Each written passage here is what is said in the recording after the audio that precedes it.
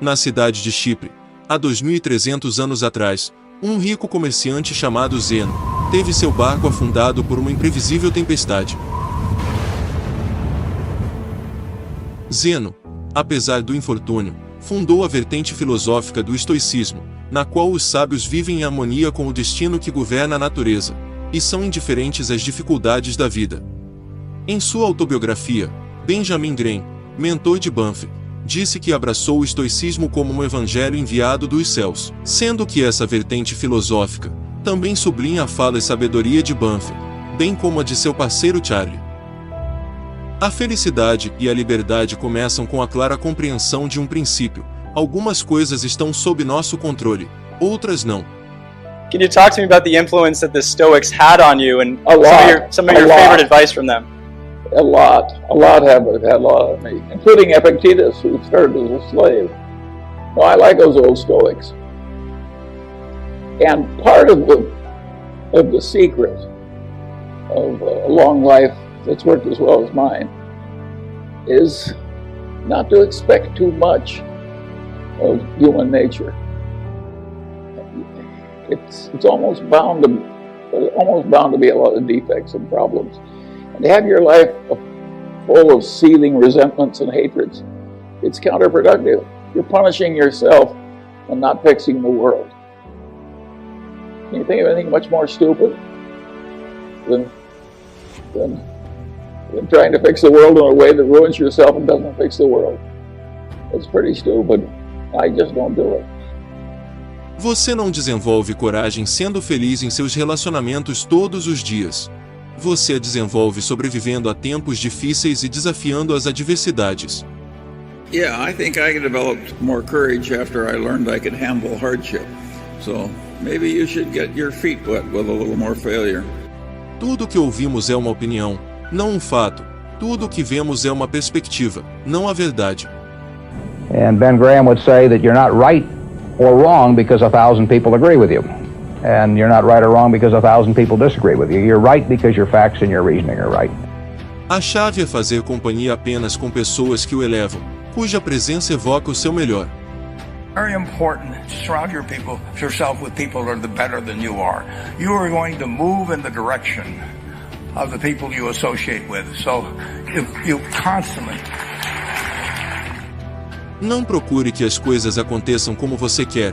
Deseje que o que acontece aconteça do jeito que acontece. Então você será feliz. So I applied to Harvard. My dad wanted me to. And I shortly heard from Harvard.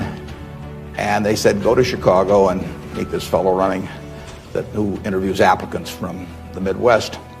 So I got on the train, and that's what you did in those days. And I spent about 10 hours on the Burlington going to Chicago. Then I transferred to another little interurban train to go up to this country day school where this fellow was the headmaster and he was the big interviewer for Harvard. And I got there, and after about 10 minutes, he said, better think about something else.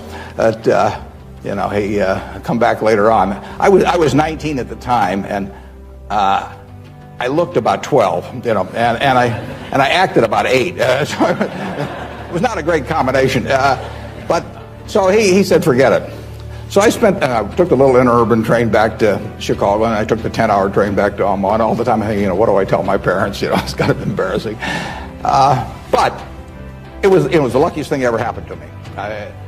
Because if I'd gone to Harvard, I would have gone to a 2-year business school. I instead applied to Columbia, where I could graduate in 1 year and get a master's degree. Luckily, that by the accident of it and being in the Nebraska National Guard, which did not get called up for the Korean War, I missed going in the Korean War. I got to meet Ben Graham, which had an enormous effect on me subsequently. And I probably got my wife that way because she was going to Northwestern. And I was able to put on sort of a full court press because I got out in 1 year. And otherwise, she'd have met some other guy. I mean, I got her before the competition showed up. And so it worked out wonderfully. It couldn't have worked out better. And that's been my life, basically. Não perca mais tempo discutindo o que um bom homem deve ser. Seja um. I'm always being visited by young men who say, I'm practicing law and I don't like it. I'd rather be a billionaire. How can I do it? And I tell them, well, I'll tell you a story. A young man goes to see Mozart. And he says, Mozart, I want to start composing symphonies. And Mozart said, how old are you? And the guy says, 22. And he says, you're too young to do symphonies. And the guy says, yes, but you were 10 years old when you were composing symphonies. And Mozart says, yes, but I wasn't running around asking other people how to do it. Uma gema não pode ser polida sem fricção, nem homem aperfeiçoado sem provações. And treat the little fluctuations in fate, he said, treat those two imposters, success and failure, just the same. And in the end, he says, well, if whatever else happens, you'll be a man, my son. Good message. Good message. I mean, why not take these opportunities, these hardships and so forth, to make a man of yourself? A forma mais desprezível de covardia é a autopiedade. Generally speaking, envy, resentment, revenge, and self-pity are disastrous modes of thoughts. Self-pity gets pretty close to paranoia, and paranoia is one of the very hardest things to reverse. You do not want to drift into self-pity. I have a friend who carried a big stack of Lenin cards, about this thick. And when somebody would make a comment that reflected self-pity, he would take out one of the cards, take the top one off the stack, and hand it to the person.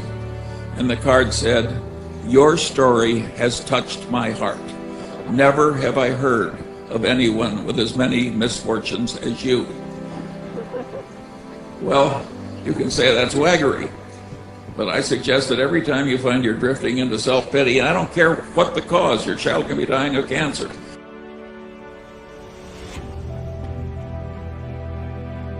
Self-pity is not going to improve the situation. Just give yourself one of those cards. It's a ridiculous way to behave.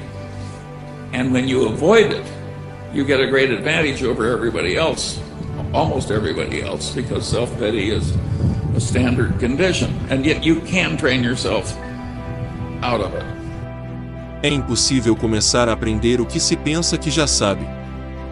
It's extraordinary how resistant some people are learning anything. Muito pouco é necessário para ter uma vida feliz. Está tudo dentro de você, na sua maneira de pensar. They say that success is getting what you want, and happiness is wanting what you get. Well, I don't know which one applies in this case, but I do know that I wouldn't be doing anything else.